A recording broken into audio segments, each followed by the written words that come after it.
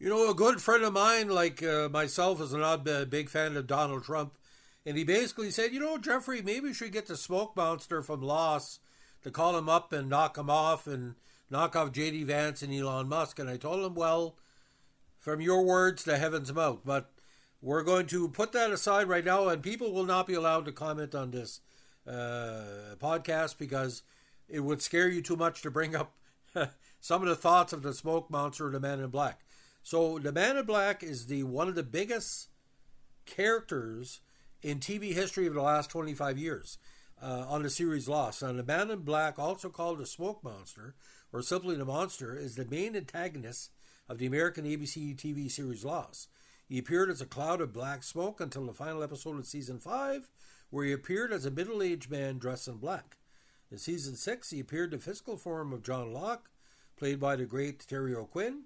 He exhibited the ability to scan the minds and memories of others, allowing him to confront characters such as Mr. Echo, the Defrock Priest, Ben Linus, the second evilest person on the island, with judgment and assumed appearances and memories of the dead, such as Christian Shepherd, Yemi, Alex Russo, and Locke.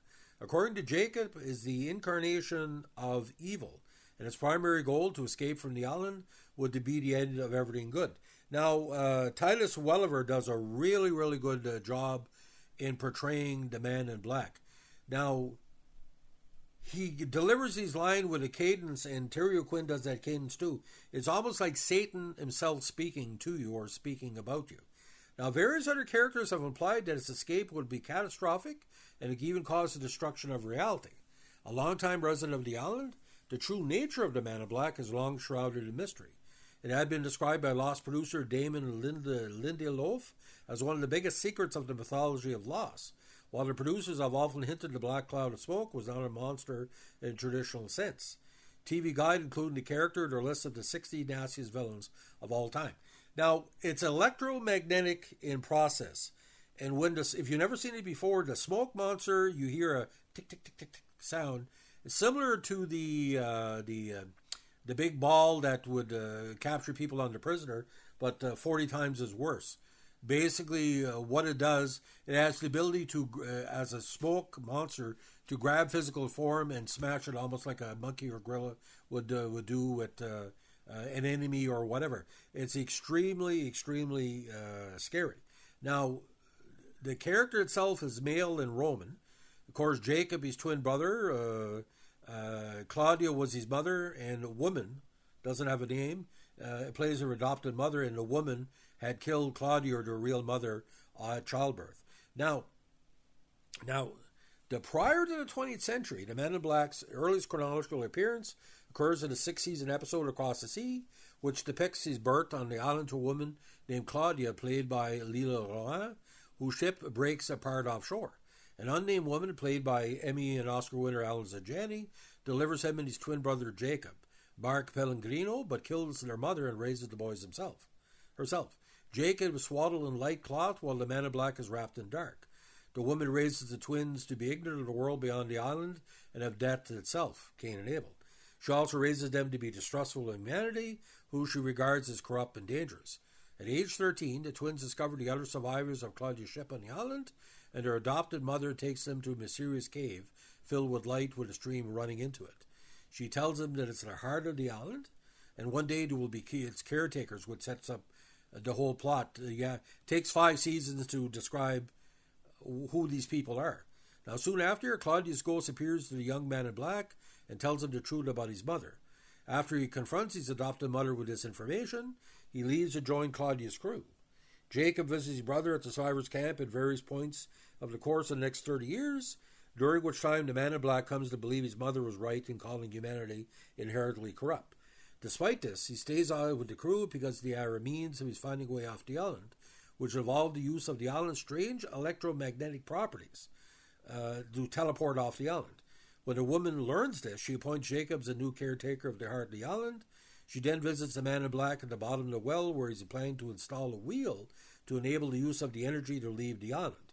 She knocks them unconscious and then apparently massacres the people in the camp and destroys the well. Now, we don't know how she massacred them. She could have been the original woman in black, who knows? Um, Now, the man in black eventually kills her with a dagger. Jacob retaliates by attacking his brother and throwing him in the stream, leading into a tunnel of light. A cloud of black smoke then emerges from the cave, suggesting is as the man in black's consciousness. After a while, Jacob finds the man in black's body in a pool nearby and places in the cave with his adopted mother's corpse, along with a pouch containing the black and white stones to use in their game as children and as adults. It is consequently suggested that the black smoke's ability to take shape of dead people on the island led him to adopt the man in black's shape. So it's you have to watch the whole series of Lost. I don't have to give it away. Well, when the man in black appears, it gets kind of freaky. There's and the case about Richard Alpert, where is tortured basically by the man in black, has to be seen. But like I said, the series got off the rails around season 3 or season 4. By the time the man in black and Jacob shows up, it gets really, really intense. Now, it like what Lost, the interpretation of what the man in black really means. Anthony Hopkins called it the Boogeyman. But I think the details that some of the creators put together, and Titus Welliver, again, one of the greatest performances of any evil person in history.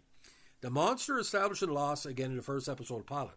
The producer's initial plan was for the monster to represent the id in a manner similar to the id monster from Forbidden Planet. The idea was changed by the end of season 1, where the character Daniel Russo describes the monster as a security system that protects the island, but she's misinformed. This plan was continued in season 5, when Russo's husband Robert describes the monster as a security system that guards the island's temple. It was not until season 6 that it was established that the monster was also the Man in Black. Now, the original appearance of the Man in Black as the monster was the first major plot twist of the 6th season premiere LEX, which changed how the viewers and characters perceived the island. In pilot, Rose comments, "I keep thinking there was something familiar about it. The producers had difficulty finding the right sound for the monster to make, and eventually settled on a receipt printer from a New York City taxi cab, which is why Rose from the Bronx, New York finds it familiar." Now, prior to the revelation of the monster as the Man in Black, one theory suggested the monster was a cloud of nanobots, similar to Michael Crichton's novel Prey. In the March 21st, 2008 edition of the Official Lost podcast, executive producer Damien Lindelof revealed that manifestations of the monster did include Yemi and the Medusa spider that bit Nikki and Paulo. In reference to the Jacob and the Man in Black, Lindelof stated that regarding the scene in Pilot Part 2, where Locke explains to Walt Lloyd the premise of backgammon, using the concept of light and dark, he and fellow co-creator J.J. Abrams have planned for those two sides to eventually be personified by the two individuals, or like the famous black and white logo. So, ladies and gentlemen, I would suggest this. It's on Netflix. If you have the time, there's a lot of episodes. I think you're pushing like 100 or so. It is when Lost was really, really bizarre. It wasn't good, but when the Man in Black arrived, whether you understood the show, what's going on, like when the people that killed Ben's adopted daughter, and the reaction of Men in Black where Benjamin Linus called the Man in Black, pretty freaky. Like he absorbs evil and he promotes evil. There are several incidents, most of the major characters that are evil or inherently cannot be saved or killed by the Men in Black. That's why Richard is not killed. That episode. That's one of the saddest episodes I've ever seen in my life. Richard, how he ended up on the boat and time travel and all that. So if you hear tick tick tick tick tick tick going around, if somebody mentions Donald Trump, keep an eye out. But like my friend said, maybe the Man in Black should be brought back to knock him off, because it's just a matter of time, ladies and gentlemen. I don't have to tell you what's going to be happening. You can figure it out. It's the way it goes. And being evil can be something. I know a lot of people did not watch Lost after the Man in Black was really, really brought in. Like the Cloud Monster, people freaked out about that. That's what hurt his ratings, because people were scared as fuck. You couldn't go to bed. Like I think Lost was being shown on 11 o'clock Canadian time there. If the Man in Black showed up, this was literally almost 2 decades ago. kids were basically banned from watching the episode ever again. That's one of the last true scary monsters in TV history, and that's not an understatement. It's that evil. So, ladies and gentlemen, if you like what we're doing here with our tribute to Lost TV show and TV shows of the 2000s, let us know with a like, comment, subscribe, or share.